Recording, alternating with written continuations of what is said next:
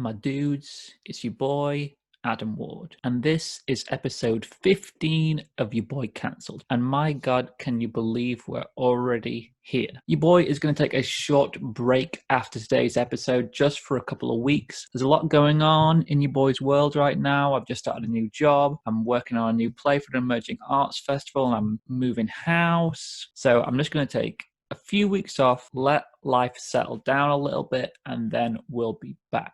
Some of you might have heard every episode, but if you haven't, we've got a back catalogue of 15 now for you to get through. And if you have listened to every episode, your boy appreciates you most of all. I know in these times, just having something like this to listen to and having a routine is so important. A friend recently said he's been listening to this show and it's been helping him get through some tough times. And just so you guys know, that really means a lot for me to hear. It's so important that we look after ourselves in these times, and whether you know me or not and you listen to this and you're struggling, just reach out. I'm always happy to talk to anybody, and I know how much that means. So the Instagram is AWP Your Boy Cancelled, Twitter Your Boy Cancelled, and YouTube Your Boy Cancelled. I know this can be a really isolating time for people, so reach out. And if you know someone and you just think, hey, I've not heard from them in a while, I should check in on them. Just do it, and you'll be glad that you did. Anywho, on today's episode is my friend Sarah Douthwaite.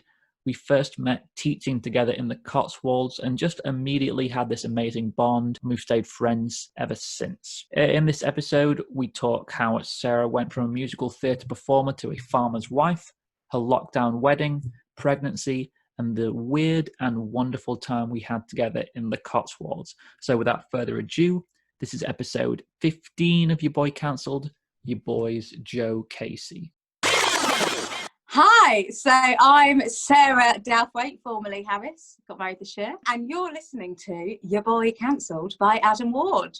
Enjoy!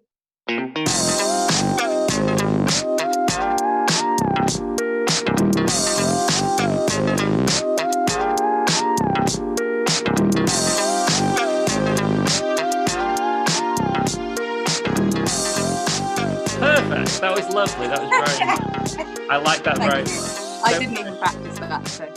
Straight in. Beautiful. So, my dudes, it's your boy Adam Ward, and joining me this week is a moulder of minds and soon-to-be creator of life, my friend Sarah Douthwaite now. I'm not used to that. I'm used to calling you Sarah Harris. I know, and I do still like Sarah Harris because it's got a ring to it. It does. And you can do Sharis, you can do lots of combinations of it. It's getting a bit tiring, so I have to spell it out to people at the moment. I'm getting used to Douthwaite. But I like it on paper. It looks really nice. Oh, it looks very professional. That's kind of what did it for me, really, was what it looked like on paper. The only reason you got married, really. Absolutely. So this is Your Boy Cancelled. Sarah, what are you cancelling? Oh my God, we're going straight in with that. Straight in. I've thought long and hard about this one, and it's really difficult not to use a specific example of an event, I find. So it does come from an event, but I am convinced there are other people like it that I've experienced this with. So I am cancelling people who snore, not snorers, so don't jump on me straight away because, you know, that's fine if you snore. People who snore, who know that they snore, who when they're asked if they snore, say they don't snore. I agree. Completely. Yeah, 100%. See, I know I snore, and I also talk in my sleep sometimes. Mm-hmm. I remember hearing, like, me and one of my friends stayed over at somebody's house once, and we all stayed in this one tiny room for some reason, and one of my other friends talks in his sleep too. So somebody was just saying it was like we were having a conversation because we were both talking and saying gibberish. But yeah, you gotta own it. You've got to own it. This was a similar situation where, do you know, I think it was actually a friend's stag do, but us girls all invaded it, and it ended up being one massive like barbecue party, which was great. So then it meant there was absolutely loads of people that needed to stay. So we were similar, like all in probably quite a small room, actually, a lounge, absolutely loads of us. And we had the conversation, we're going to bed now then, who snores? So my friend's brother, like I think one should, owned it and said, I snore, but I have bought this contraption with me, which looked like a bit like a Teletubby like head brace thing that is supposed to at least minimise it. So I thought, good effort, like brilliant. Yeah, absolutely. Exactly, you're doing something about it. And that was it. Nobody else claimed it. Everyone else was like, yeah, no, don't really snore, that's fine. And we were like, okay, cool. Then, middle of the night, this guy's snoring. I actually voice noted it so I could play it to people the next day. It was horrendous, like I've never experienced in my life, like absolutely awful. We were hot as it was because it was the summer. Like it was just one of those moments where you think, I'm not a murderer, because I'm not, but right now, and you know what, as I was thinking that, the guy who does actually snore threw a cushion at him to shut him up, and I did a mini cheer. I was like, what was the last contraption like, by the way? The thing it literally was like a head brace round the face, and it like tied at the top, and I think it's supposed to do something with the jaw, and I didn't really understand, but he looked hilarious. Like, I was going to say, the guy owns the whole part of it. To go to that effort, I know me personally, if I was in a room with like a million people and I had this giant head brace thing, I'd be like, you know what, for tonight, I'll leave it. I won't wear it tonight, and I'll take the heat of the snore. People know I snore, but... Yeah, exactly. At least he said it. Yeah, exactly. Yeah. But bless him, he put it on. He put on the head brace, so he's committed. So I just feel like, I suppose you could generalise that, what I'm cancelling, in saying people should own it. But this is really specific for me because this guy had a partner, like he knows he snores, right? So why not just say I snore? Anyway, I've not been able to look at the guy since. The next morning I wouldn't talk to him. Like it's like a known thing that I just can't bear the guy now. Do you think the partner has become kind of like immune to the snore? You know, like how some people, when they have kids and their kids like screaming or whatever or crying, and they kind of like drown it out. Like it just becomes kind of like white noise to them. Do you think like the partner, because they've been with them for however long, they've just gone like, I don't even notice this snoring anymore because I've learnt to deal with it? Potentially, but I'd hate to think what she's done with him until that, like, because throwing a kiss in just wasn't enough for me. I felt anger. And I'm not an angry person, you know this. I'm pretty happy-go-lucky, like, cheerful, cheery. But this, I don't know, I think I was more annoyed because the fact we'd given him an opportunity to, you know, own it. And that's he didn't. Well, I think you did the right thing in recording it and showing him up. Because that's how I would have dealt with the situation. Yeah. I'm saying that directly to him. I would have sneakily talked about it with the other people at the do. Like, can you believe this guy's snoring? Ridiculous. Oh, morning. Well, yeah. Yes. Well, it's still a running joke now. Actually, luckily the guy isn't at all in the friendship group. Like we don't really. Perfect. He was a friend of a friend anyway, and they don't really keep in contact with him anyway. So now it's just an absolute like.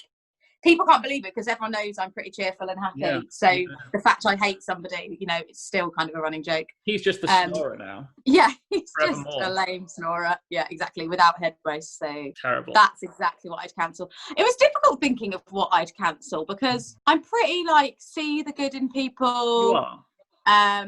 See the good in situations. But I thought things have got to grind my gear a little bit surely, and that. It's just the one event I could think of that really, I mean, you can hear it in my voice when I talk about it. It's there's a rage. It bothers me. Yeah. I think that's the thing. I think it doesn't matter how like optimistic, glass half full person you are. There's always one thing that annoys everyone, regardless of what, everyone's got their one little thing. And I reckon I've got more. It's just it's tricky to think of them until they happen, you know? Yeah, exactly. Like, see, I do one of these every single week, so it's easy for me to come up with things that annoy me now because I've done it times. My thing is people who don't pick up after their dogs, particularly this time of year, because I wear nice shoes. I wear very nice shoes, and then you got all the leaves, and then they cover up the poop. You step in that poop, shoes ruined. Yeah, I feel you, and oh my god, sorry. There's 2 cows and 2 calves walking past my window as we speak. I just need to. Can you see them or not? I can see them. Yes. Yeah, they're literally going past my garden. Sorry to interrupt that podcast. I think that's a fair interruption because the people need to know. People need to know what is going on. This is why you're on. People want to know about the farm life. Oh, but I wanted to comment on let me just comment on the poo situation, because I'm a dog owner. Yes. So immediately as you started speaking, I felt guilty. Probably a bit like you did when I started speaking about snorers. But if I was in a public footpath or on the road, like, I absolutely always pick up his poo, 100%. and he's got lavender scented biodegradable bags, so that's fine. I would agree it's the sludge of it, because you're not going to know. Exactly. If, like you say, you walk on a leaf, etc., and it's going to get you nice shoes. So if you tread on that, if you've seen a dog owner and the dog, and you've seen it happen, I don't know if this has happened to you, have you ever walked in it and you've known the culprit? Oh no, that's not happened to me. And how do you think you deal with it? Fury would no end. I would be. You know what? What's one of those funny things is, if I saw it happen and it happened to me, and I was just on my own, just walking, I probably wouldn't say anything, but just give the person daggers. But if I was on the phone at the time speaking to someone, I would very loudly talk about it to the point where the person would hear me talking about it and notice, and then I would have to confront. But it's interesting how differently I deal with that depending on the situation.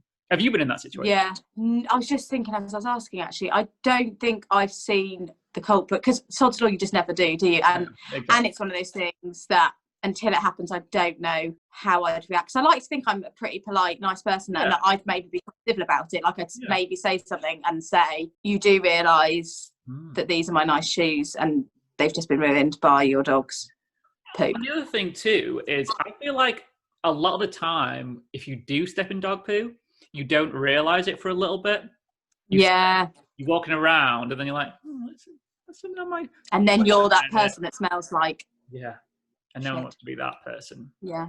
No. I feel for you. What's the nicest trainers that happened to? I'm assuming they were trainers, but... I was wearing some... these weren't trainers. They were like... quite nice. They were like sort of like walking-y, like military style boots that were quite nice. Yeah, I know. I've got them in my brain already. But the bottom of the shoe was all like segmented. Yeah. The I can't think of the word for it. But you know what I mean. So your friction. I can't think. Yeah, I know what you mean. You know what I mean. Yeah. So then when I looked at the shoe, I was like, yeah. You've got to get in those cracks. Yeah. Exactly. Yeah. Yeah. You don't want it. Gross. Reggie would not do it. Well, he would do it in a public place, but I would be the responsible person to pick that up. As you should. You were talking a little bit before we started recording about View. How was your experience there? And was it a good old time? You still in contact with people, it sounds like? Yeah, so it was, I always describe it as the best and the worst 3 years of my life. And I think I use the word worst because there are times where you think you have nothing left in you in terms of energy and being able to take rejection and the kind of toughness of it. Why I'd say it was the worst, but it wasn't at all the worst. It was definitely some of the best years of my life, just because being in such a stagey, just being in that bubble of people and that space and the length of the days that we did, I find it really difficult because it has been so long as well. So I graduated in 2012, so it's 8 years ago since I graduated now as well. It's almost like a bit of a whirlwind to look back on. Like I can't fully place myself there anymore, if you know what I mean, but I can describe what I can remember of it looking back, if you know what I mean. But it was just absolutely amazing. I think because I wanted it so much as well, because I went to Trinity College of Music before I went to Mount View, and I'd already tried to get into Mount View and got a reserve place that nothing ever came of it. And then I was at Trinity and I really enjoyed it, had great friends there. It was a brand new course, but something in me, you know, and there's something pulling you like, why aren't I at Mount View? Like there was just something that had me like, right, I'm gonna have to go and try again. And I was very lucky to get a place straight away there. So I think there was something that I'd wanted it for so long that I was only ever going to experience it, I think, in a really positive way because of the amount that I'd invested in even getting there. So yeah, I would say it was absolutely incredible. I met amazing people, and as you say, we are in touch now, but I would say it's one of those things where you have your people you can put on one hand that you ended up speaking with for however long afterwards. Then I would say that got really minimal, and I've probably got like 2 people that are like the really consistent. But now, full circle, I'd say probably 20 to 30 of us now are in a WhatsApp group. Yeah. And it is the best thing, because it's not just like photos and videos of the shows we did and all that we're sharing now. It's like banter in the common room. Yeah. Do you remember this? Oh my God, I've got this. Do you remember this night out? And so it's just, that part of it is absolutely brilliant. And the fact that 8 years on, everyone's kind of doing whatever they're doing. Some people are still, I mean, trying in the industry with the situation at the moment, which is a whole nother story. But, you know, you've got those people that aren't necessarily doing it anymore, but still involved in certain things. Like, it's really nice. And we've all grown up a little bit in some ways, you know, and so that is just amazing. And it crops up, you know, every couple of weeks we have another flurry of loads of chatting. And as I said, we're thinking of recording a song over Christmas, all of us. So it's definitely something that like will be with me forever, as cheesy as that sounds. You know, it's just a drama school is just an experience of a lifetime that I wouldn't change for the world. It's just, and it's really interesting when I've now gone and met somebody who I've married who's never done anything performing arts ever in his life. Interesting. And to have had something that has been so the biggest part of my life and still is, it's us performer folk, it doesn't leave you, does it? It's just absolutely in me. So to try and describe and explain my experience of everything to him and have him get it, you know, is new all over again. You know, it's like it's just fascinating, because I mean, he's a farmer and has never done anything like this ever before. So he'd never seen a show. I took him to see Peter Pan That Goes Wrong, from the company that did the play That Goes Wrong. Oh my God, I mean, he absolutely loved it. So I'm just, I mean, I'd love, the aim is to get him to more and more theatre, but obviously at the moment that's even more challenging. It's interesting what you were saying about like you've gotten close to everyone again, because I'm kind of the same in that over the sort of the past sort of like 3-4 years of not being back in Liverpool, I'd maybe speak to about a handful of people who I went to uni with. Whereas now that I'm back, I've been back for a couple of years, there's so many people that I see and speak to, and it's like more like people. And it is funny how that's kind of gone full circle, because I graduated the same year you did. And I think I'd always hoped that would happen, but it's so weird because people say to you when you're there, oh, like, you won't really contact people, and you're like, yes, I will, like, of course we all will, and then inevitably you don't. And then, as you say, the kind of full circle that comes back round, and the people you end up speaking to, and the positions and places that you're in your life, and it's just a whole new interaction. You've all got a common ground, and you know where you've kind of all come from in terms of what you've got in common, but you're all in completely different places in your lives. I just think I mean, I don't have the experience of what university would have been like, and so I don't know if it's a similar thing, but I think the intensity of drama school, and I mean, I don't know how many people at university end up crying and sobbing in front of each other when like worse things have happened, because the intensity is so high. It doesn't necessarily always have to have been a massive situation that's happened, but you can be so emotional at the time because everything, you're tired and stressed from 13-14 hour days, you know, leading up to a show. So I get very nostalgic. I was only listening to a recording of us all last night, and it literally brings tears, because I just think it was so amazing, and I remember really appreciating it at the time. But there's always that thing of, God, I really hope I took every moment, because it is something that I miss. Not like I'd go and do it again now, like if someone said 3 years, right, you can go and do that, I don't know if I'd necessarily do it now. The fact that I did it's definitely, it's funny, a massive part of who I am now, you know. It's that kind of thing of like, I wouldn't want to go back like with a whole group of new people, but I'd love to do that same experience again with that same group of people. Yeah, you want it to be that experience. Yeah, that would almost be the fear of, am I going to get that again from it? Because you kind of need that immaturity that you've got then. You kind of need those fears and those worries for you to have formed whatever it was in those groups that you formed. And completely. And I think as well, you need that kind of overwhelming confidence in yourself. Yes. And I think I wouldn't have that ridiculous confidence that I had first year of uni.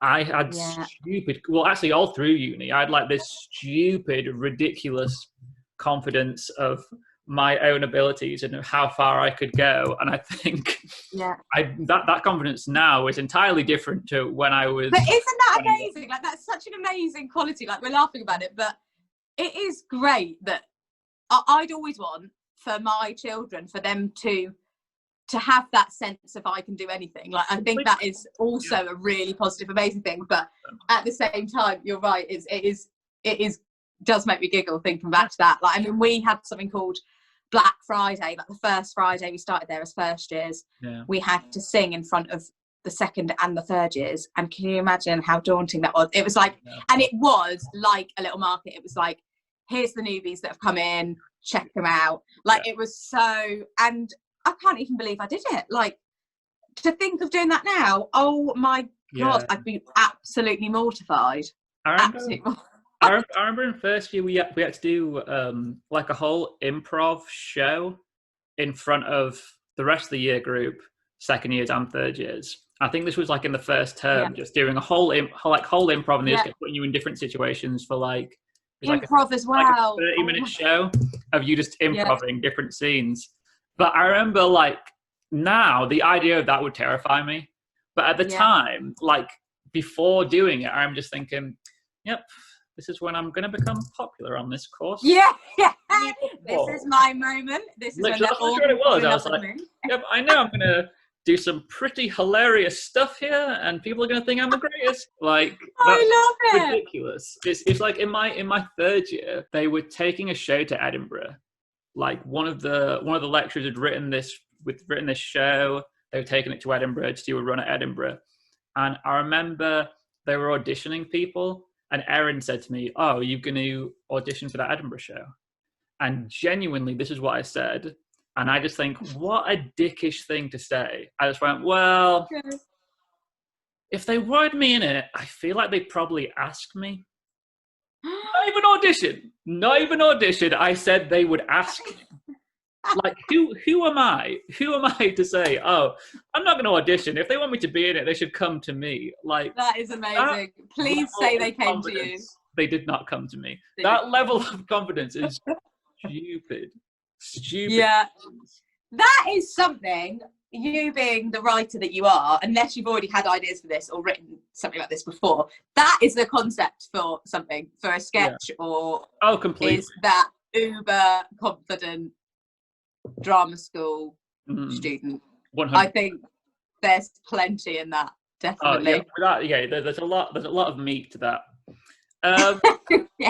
But yeah, absurd. Oh, that's got me all nostalgic. How lovely.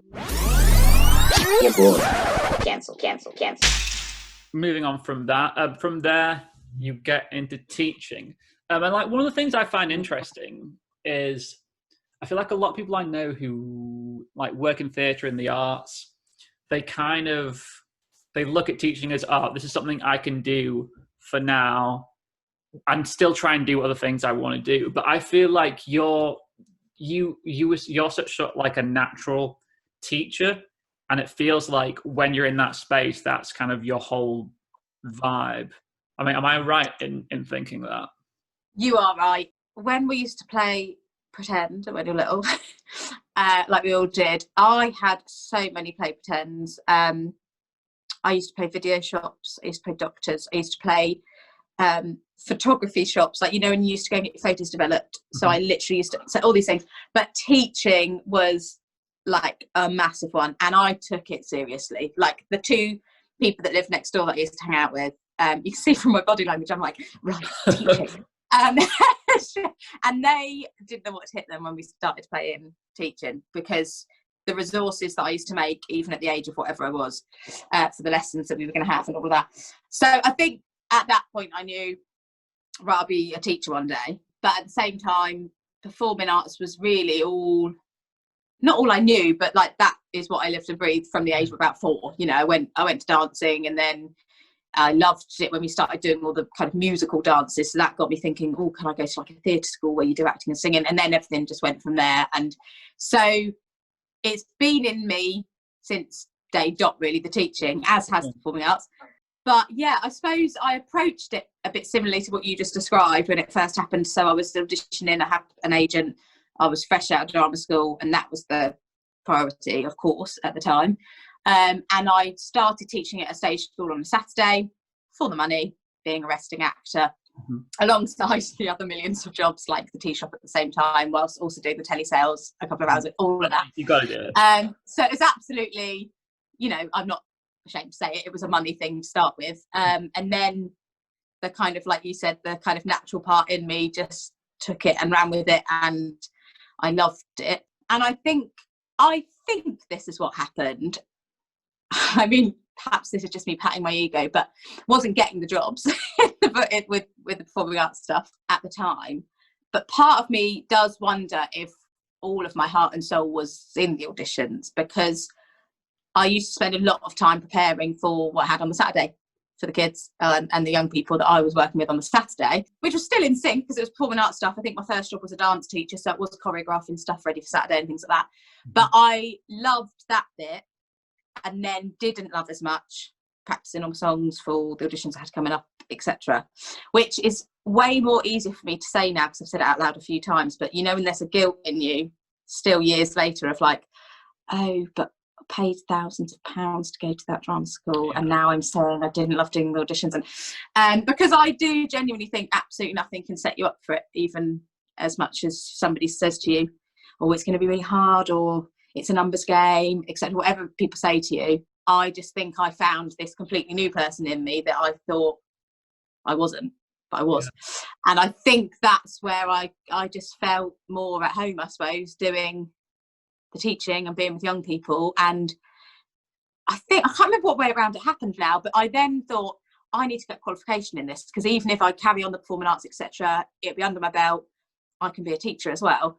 So I applied to do like a part-time in the evenings PGCE, and I also then was dropped by my agent, which I used to say, by the way, it was a mutual agreement. But it definitely was like, got to the time where I'd done so many, maybe it had been a year or something, and I'd only had a certain amount of recalls. It was like numbers. It was like, so I can't remember what way that happened, whether I'd applied for the, whatever it was, but it all timed quite perfectly, to be honest, because it was like, okay, well, I'm not that upset because now I'm doing my PGC. So that's how that all happened, really. And then FE was definitely my bag. I wanted to work with youngsters who wanted to go to drama school, because I still hadn't lost the flame, if you like. I still, as I've said to you today, I just think it's the best 3 years of my life. If you want to do something, you do it, whatever people say to you.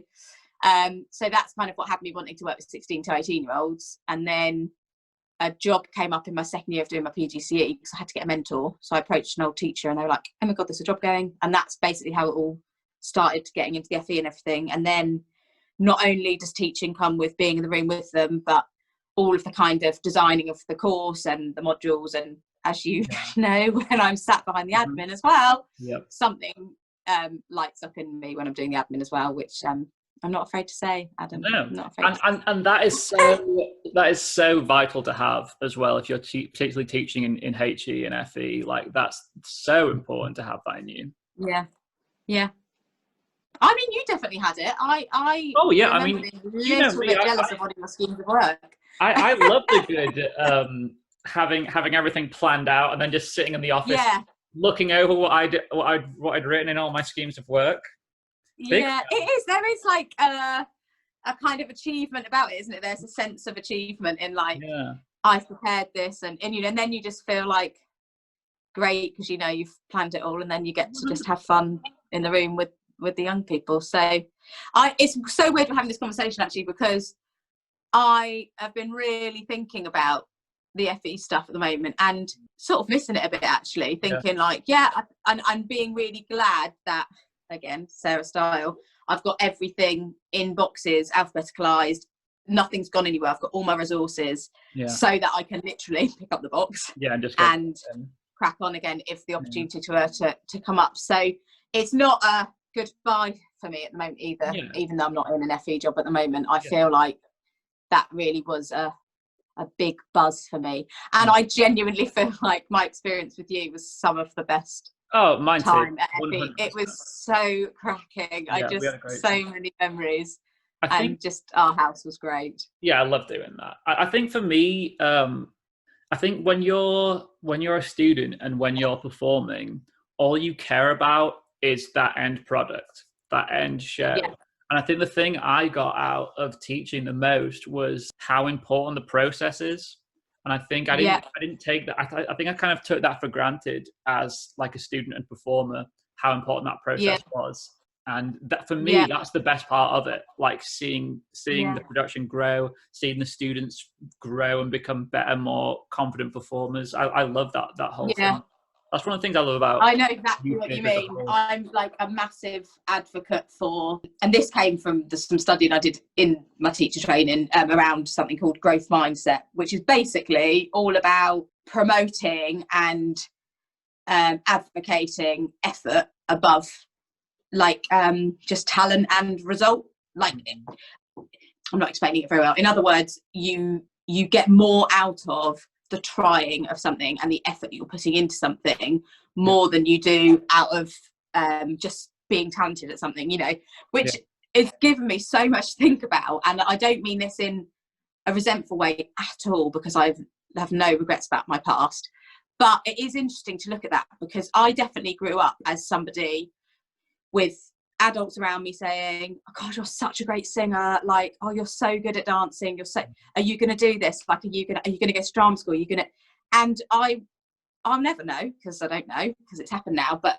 I do wonder if that wasn't the case, like, what would I have done? Would I have thought about other things? Or is it, you know, it's, and I'm not saying it in a negative way, because I do think people are really talented and have talents, and if they feel, it just so happens I did love doing it. It's not like I did it because other people said to do it, but it does make me wonder, because actually I think everybody could be awesome at everything, you know, if you put your mind to it. And you, so going back to what you're saying about rehearsing, I completely agree. I think, and the process, is being able to be that kind of vehicle, if you like, for young people, to have them see that, and then I'm thinking of students now that we've worked with, and then seeing them in the end product and being like, oh wow, you know, they got there. That was like, you never thought that they'd do something like that, you know. So, and that's what makes it, isn't it? Like that's the best part. Like seeing someone at the start of a project to the end of it, and seeing that growth in them. That's what kind of makes the whole thing. Yeah,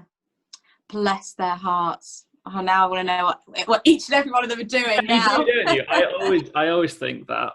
That's sort of what you have to let go of as well, is knowing that you're not ever going to know what every person is doing, you know, but just hoping that we're not really friends, are we? I was just your teacher. Oh yeah, we were your teacher. Yeah. But one thing I find kind of funny and interesting is, so we obviously met both teaching performing arts in the Cotswolds, in that strange and unusual and delightful time. Absolutely. But neither of us are currently teaching performing arts, and I find that really odd, because we both went from, we were both teaching full-time there, we were teaching full-time performing arts prior to going there, but now kind of 2 years on from that, neither one of us are teaching performing arts right now, and I find that really weird. That is weird. I mean, and I've never thought about that until you've just said it, so I'm just letting that register. Yeah, and I don't even know, because I left because I went for that job for the charity that I absolutely love so much, and I don't even know if I left in a way of like, right, that's my big bang, I'm done performing arts. And in fact I don't think I did. As I'm saying it now, I think I left knowing something would pull me back, like that. I can't see that I won't ever be doing that again. I mean, I'm already thinking now, right, what can I set up in this, where I live now, like what can I set up here, what can I and I think a lot of that as well was you inspiring me to write what I did in lockdown. I never thought I'd write a play, and I've now done 2 versions, and you know, I've actually read it through with some people. So I've never thought about that until you said it, and perhaps it's a really timely time to be talking about it, because I am feeling quite nostalgic at the moment, and I am missing it a bit, and maybe some of that comes with the COVID bollocks. You look at everything with a bit more of a rose-tinted lens right now. Because there were definitely tricky times, as we both know. I remember entirely. Thank God we did have each other at times. You know, 100%. Yeah, completely.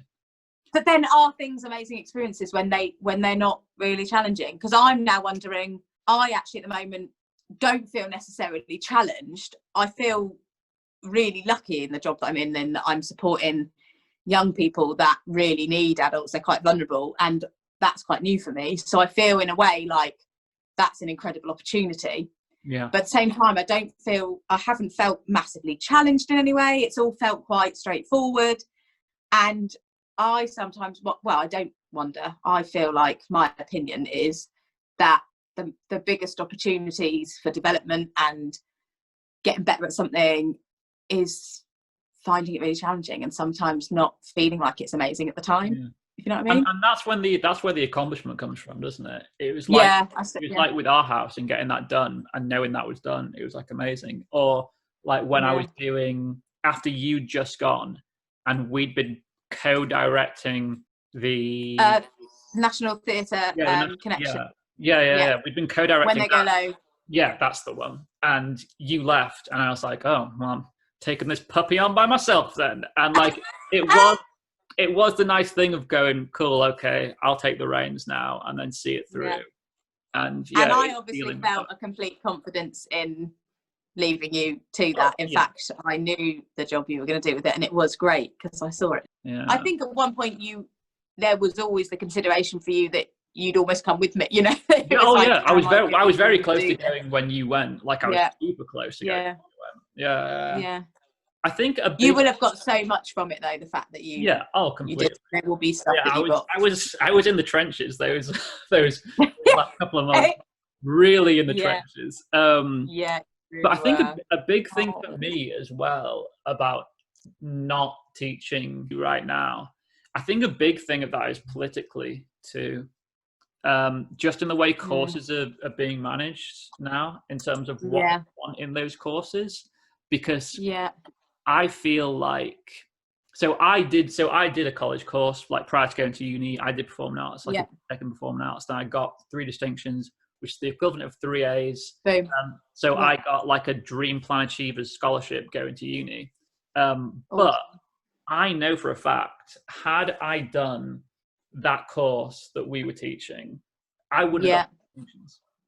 Like I just don't think I would have done. Because I'm not agreeing. I'm just you are horrendous. I'm like, you wouldn't have done that, mate. No, I don't think I would have, because I feel like everyone learns in different ways, and I feel like the type of learner I am and the type of learners that we teach, the kind of students who benefit most from practical courses where they get to perform, they get to do like logs and evaluations and assess like their performance as an actor and a creator, and now they're in a position where they have to do courses that are judged on exams, and they're not the kind of students who suit that style of learning. And I feel like we're in a position where we're not giving our young people the best chance to succeed by So I was going to say, I don't even think it's about the type of student necessarily all about that. It's also about the nature of performing arts. It sort of doesn't, it's like trying to put what's the expression, excuse me if I get this wrong, like circle into a square or triangle, you know what I mean? Like it's like that somewhat. And how our lot had it very difficult, because not only were they experiencing that, but what they'd seen the year before, that was the big thing, then be what they were doing, must have been really difficult. And then for us, what's difficult is we feel them. We're like, I feel you. But also we've got a responsibility. This is the framework we've got. So I do hear you. It work. I agree. There's and that is really challenging. I think actually some of that is what had us perhaps have some of our very challenging times there. Was entirely. It was restrictive, wasn't it, in that sense? But wanting to do the free stuff. I agree. Because I really felt for them, and like you were saying just then, in the fact that the previous year had a course that was the right course, and they've applied for the course thinking that's what they're doing. And I feel like it was always going to be a challenging time for them regardless of them, as well as obviously. And they did a cracking job. They did amazing. Things considered, right? Like when you. They did really great. Yeah. Golly. Got quite heavy then. Yeah. But passionate. Cancel. Moving away from that, it's gone. Yeah. It's all away now. So you got married this summer. It was supposed to be a big old wedding that this boy was supposed to go to. But it was this boy was. Yeah. Yeah. How was that whole experience for you?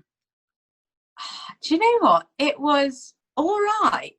Yeah. Like, I can't say it was easy, but I can't say it was as hard as perhaps you might think it would have been. Have you still got me? Sorry, my battery said it.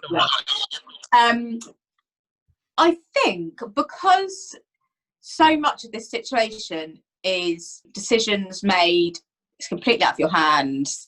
There's no really choice in that respect in it. There is choice because you can choose what you do about it, but I think that part of it made it easier. I had a lot of time on my hands because I was furloughed. So for me, I suppose part of me was just a bit excited to have a project again and just have more to sort out. Yeah. There definitely did get times where it got a little bit tiring because not only do you feel like you're trying to sort things out and get things organised, sort out suppliers, payments, etc., but there was also times where I felt like, am I just sounding really annoying to all these guests now? Do you know what I'm like? I like to communicate. I want to be transparent. I want everyone to know where we're at.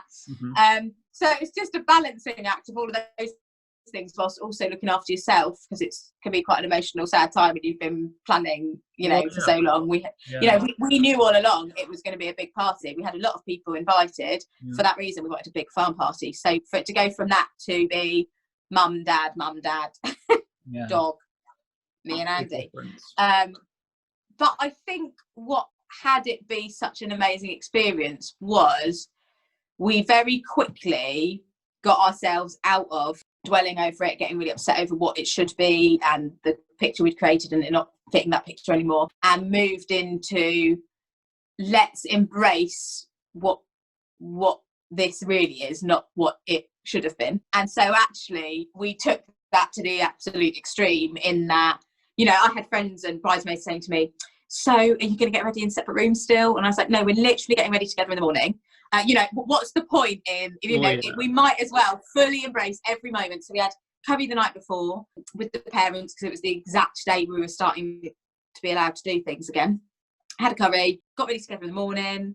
I mean, he tied my necklace up, there was no bridesmaids there, and walked to the church together. Even Andrew said, shall we leave the church on a tractor? So it's, and I said, well, it's not that day though, is it? Actually, we could just walk back from the church through the village back to the farm, and save that for, because we're hoping we will do a big thing another time, and save that for then, and actually just fully embrace every part of it to be something that it really is and not what it should be. So I think that is what had it be so great. I mean, given we've had 2 wedding days so far, because we should have, our original date was in June. We still couldn't get married then, but it felt so weird not to do anything because that date has been in our diaries. And it sounds ridiculous, it's just a date, but it really isn't when you've invested so much emotion and build up. So we had our photographer and we did an engagement shoot that day, which made us feel a bit special. And actually, it was the perfect day for a wedding. We were just joking about that all day because the weather was beautiful. It was like the perfect day.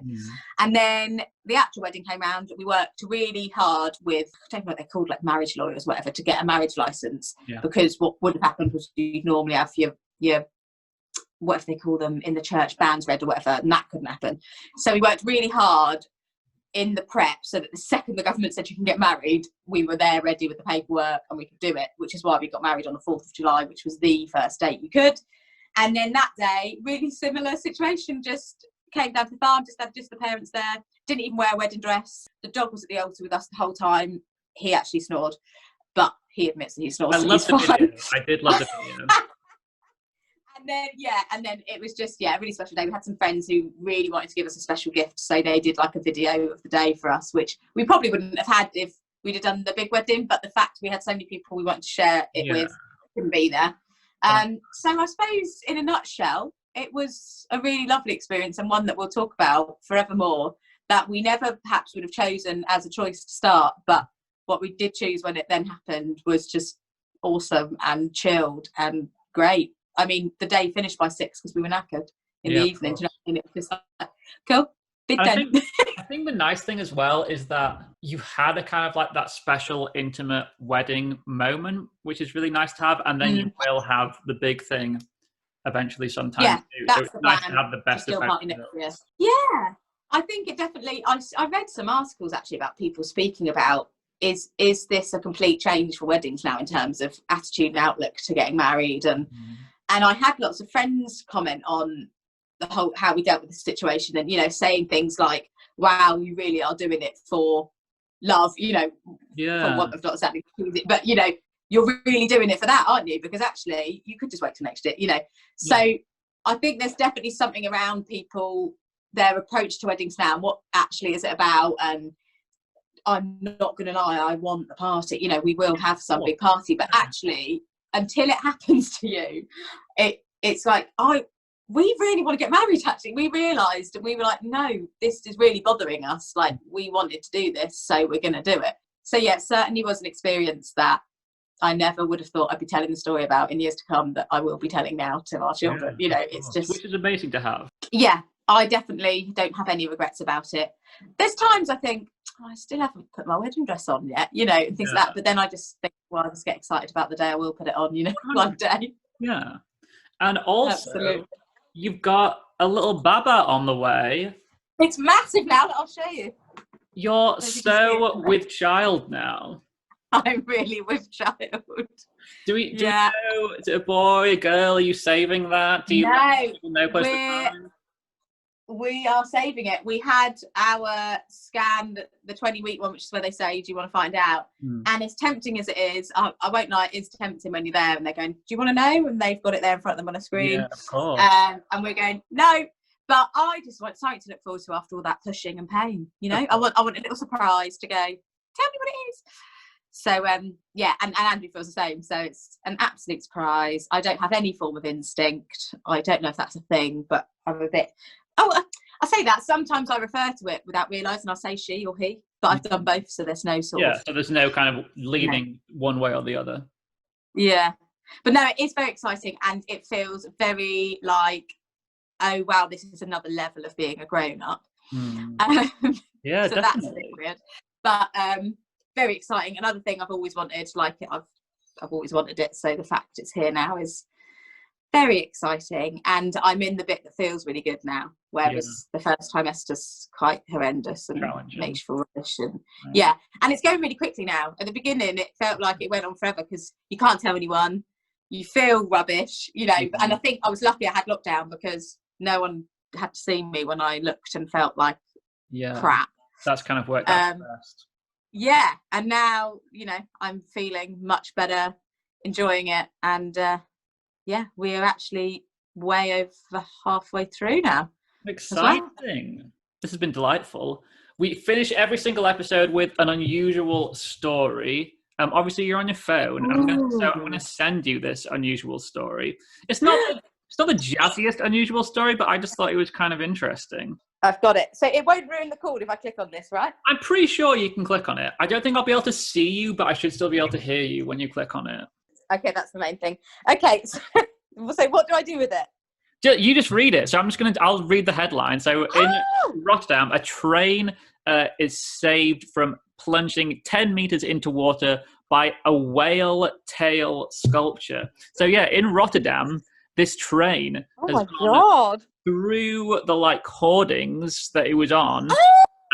Yes. Instead of, you might have already seen the story, instead of actually landing in water, because that's what it would have done, it would have gone straight into a river or something. There was a whale sculpture, and it's landed on the whale sculpture perfectly, and no one was hurt. So I haven't read the story yet, and I'm so glad we've just spoken about that then, because I think I saw an image of it on Instagram. Yeah. And I saw it, and I thought that the train thing was the sculpture as well. Oh, so it was just that was like a dystopian world type deal. Yeah, some kooky people. It's there as a installation thing that people think this has happened. Oh my god! Yeah, literally. If you go further down in the story, there's a better kind of aerial shot of how almost into this water it was. Thankfully, there was no passengers on the train. There was just a driver, and he got out completely unharmed. Oh, thank God. What a lucky escape. How mad is that? I'm just seeing loads of adverts at the moment. Oh, no, I can see. It's mad, that picture. It's really like far across, isn't it? Oh my God. Like who'd that's a have fair few thought? feet of like just being in the air. Yeah. But Oh my the God, whale that's full on saved the like day. Thorpe Park style, isn't it? Like Completely, yeah. that's some roller coaster of a. Jeez, I'm And so how glad you told me horrified that. would you be if you were that driver as well? Like if he's in that front carriage, like ah, Jeez, I'm on a whale. literally, completely. So Oh my goodness. Oh, I wasn't expecting that bit. That was a nice little. just a little something to switch up. So Sarah, it's been an absolute delight speaking to you and catching up. We need to do it more often. We need to do it again, and hopefully in I person know. when it's legal. What's nice is I do feel like WhatsApp, that's what I love about it. I do feel like it was yesterday that I saw and spoke to you, and it's probably because we do still connect on WhatsApp and everything. But I have loved it. I have wanted to be on a podcast since I heard podcasts existed. So I thank you for this opportunity, and I just feel a bit famous actually to be on Your Boy Well, Cancelled. after being on YBC, we're going to be. Your boy. Cancel. A big thank you to my guest Sarah this week, and just to let you all know once again, this is the last episode for a couple of weeks, but your boy will be back with all kinds of guests. We've got MCs, directors, spoken word artists, and some guests who have absolutely nothing to do with the arts because your boy likes to switch it up. So once again, thank you for supporting the podcast, and holla at your boy.